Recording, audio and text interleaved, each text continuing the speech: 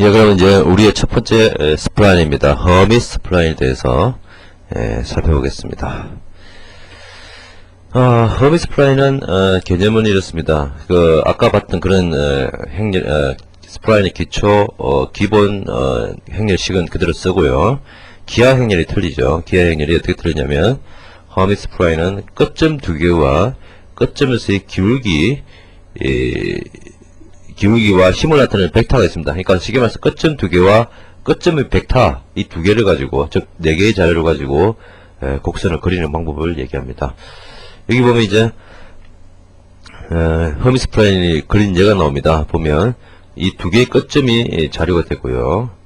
그리고 이 끝점에서의 벡터 이게 이제 클 수도 있고 이렇게 이 정도 크기일 수도 있고 더 클 수도 있겠죠. 어쨌든 이런 벡터 그래서 벡터를 주면 요렇게 그러니까 요 힘에 의해서 요렇게 올라가서 그 다음에 이쪽 벡터는 요렇게 됩니다. 그래서 요 힘에 의해서 요렇게 곡선이 내려가는 이런 모양의 스플라인이 그려지는 것이 바로 허밋 스플라인입니다. 이 곡선은 어떻게 그려질 것일까요? 예.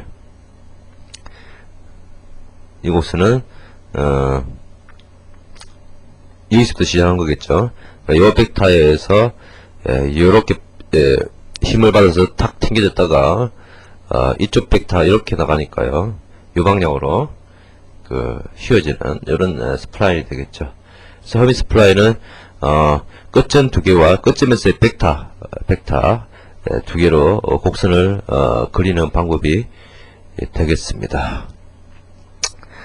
그런데 이제 이 벡터가 커지면 커질수록 이 공기가 더 커지게 되죠. 그래서 이제 이게 요 정도 크겠으면 이렇게 그려졌지만 이게 더 커진다면 여기서 힘을 더 받는 얘기니까 이게 더 이렇게 휘게 됩니다. 모양이.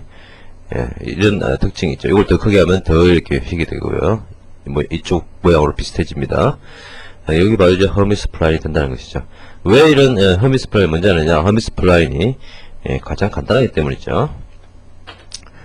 그래서 허밋 스플라인을 푼다는 얘기는 어떤 혼합함수를 구하는 문제입니다. 아까 QT는 GMT라고 나타냈죠. 이 G는 기하 행렬이니까 이걸 문제에서 주어지는 것이고 T는 T삼성 T제곱 이런 매개변수의 벡터고요. 그럼 결국 미지수는 M이죠. 이 M을 구하고자 하는 것이 바로 스플라인을 푸는 것이죠. 그래서 한번 풀어보도록 할까요? 그래서 기하 행렬, 허밋 스플라인의 기하 행렬은 끝점 P1, P4 끝점 두 개가 있고 끝점에서의 기울기 벡터를 R1, R4라고 얘기하면 기하 행렬은 P1X, P1Y, P4X, P4Y, R1X, R1Y, R4X, R4Y 이렇게 벡터가 행렬이 되겠죠.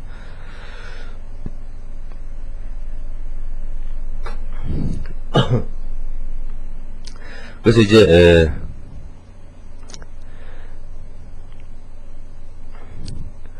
뭐가 됩니까? 예. 그래서 조건이 뭐냐면 이렇게 되고 그리고 이제 Q0는 뭐냐면 T가 0이 되니까 P1을 지나야겠죠. 그래서 Q0는 P1X, P1Y가 되는 조건이 있고요. Q1은 끝점이죠. 그래서 P4X, P4Y가 되고요. 그 다음에 Q-0 이제 여기에서 미분치입니다. 즉 뭐죠?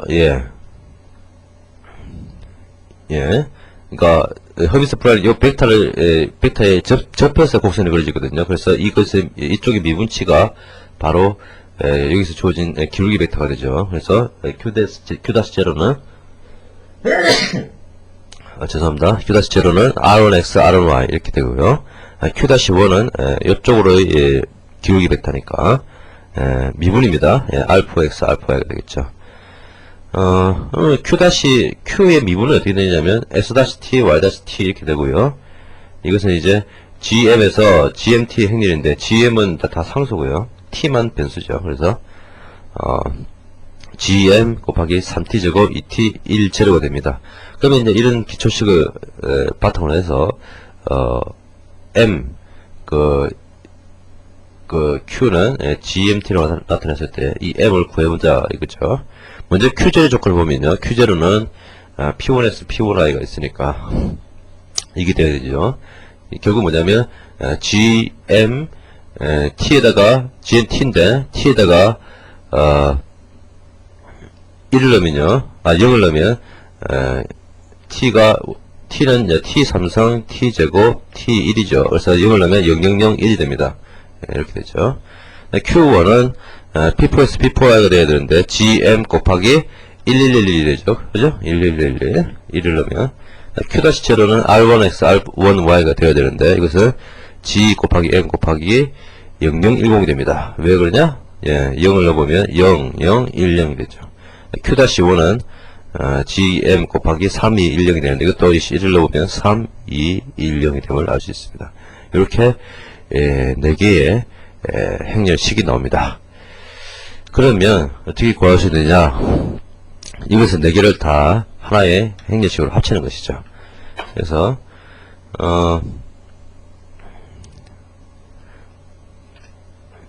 요 4개를 합쳐서요, GH를 만듭니다. 이게 4개를 연결해서 GH를 만들면 이렇게 되겠죠. 그러면 이것은 요것 2개 더한 것이 GH니까 요것도 4개 됐고, 요쪽도 다 더하고 더하면 GH 곱하기 MH, 그리고 요쪽을 4x4 행렬로 만드는 것이죠. 이 4개를 합쳐서요, 4개 벡터를. 그래서 이쪽은 이게 GH입니다. 결국 GH고, 요쪽은 GH 곱하기 MH 곱하기 요런 4개를 앞에서 봤던 이 4개를 합친 4x4 행렬이 만들어지죠. 그러면 이제 어떤 모양이 됩니까? GH 곱하기 FH 곱하기 이것은 GH가 된다 이거죠.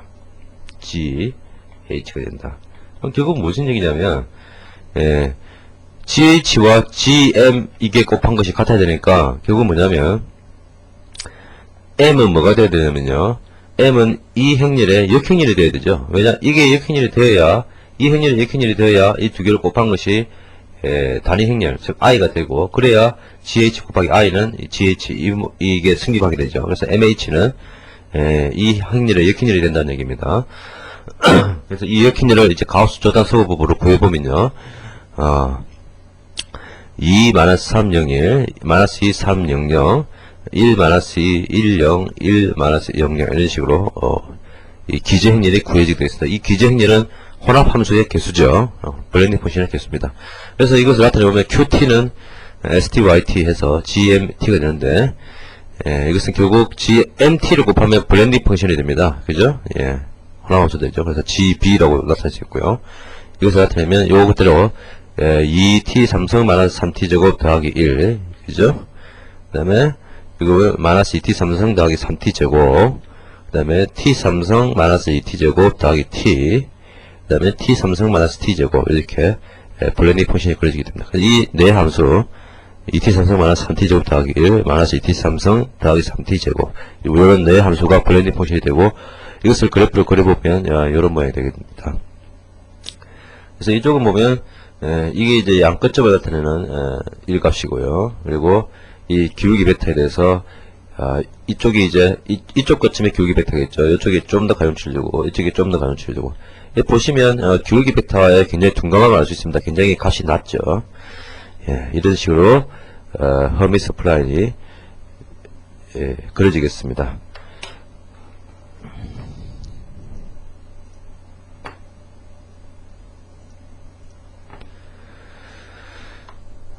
그리고 이제 허밋 스플라인을 구현해보면 아주 간단합니다. 뭐 이 식을 그대로 쓴 것이죠. 그래서 이제 기하 행렬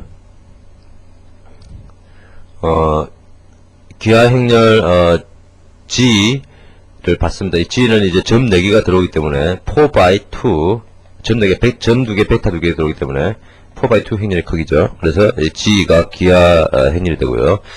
더블 T 값이 들어오고, 이 Q 값은 리턴되는 좌표 값입니다. T는 0부터 1 사이에 값을 넣어주면 되는데요.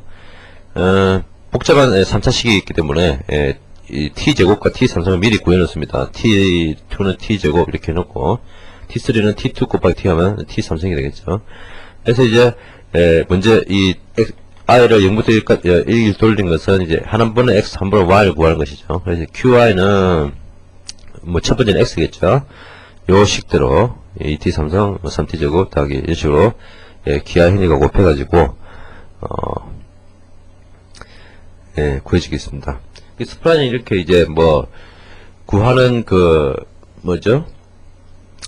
구하는 수학적인 식이 어려울 뿐이지 그것을 뭐 구인하는 것은 그렇게 어렵지 않습니다. 그냥 식대로 그냥 써주면 되니까요. 한번 비주얼 스프라인을 한번 보도록 할까요? 허미 스프라인이 어떻게 그려지는지.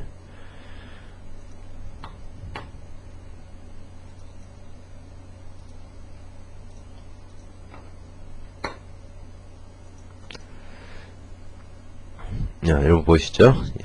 이것을 실행시키면요.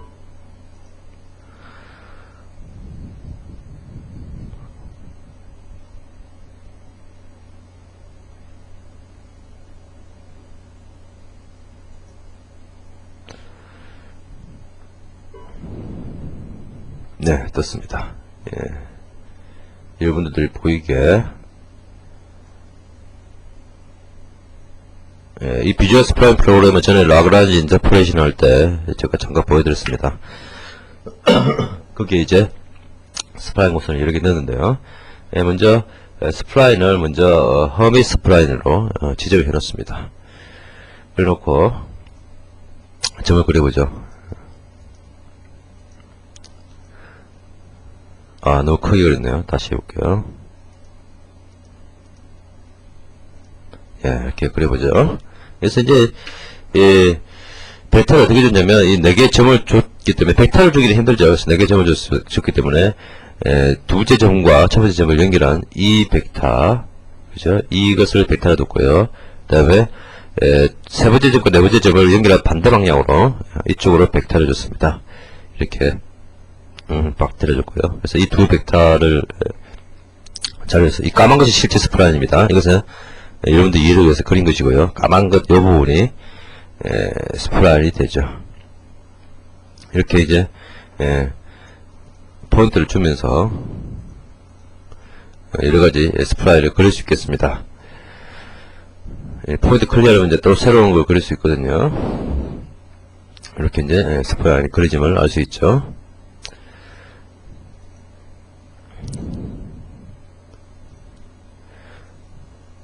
이어서 이제 베지어 스프라인을 하게 될 텐데요. 베지어 스프라인은 허미 스프라인과 크게 다르지 않습니다. 그래서 여러분들 허미 스프라인 연속해서 보도록 하겠습니다.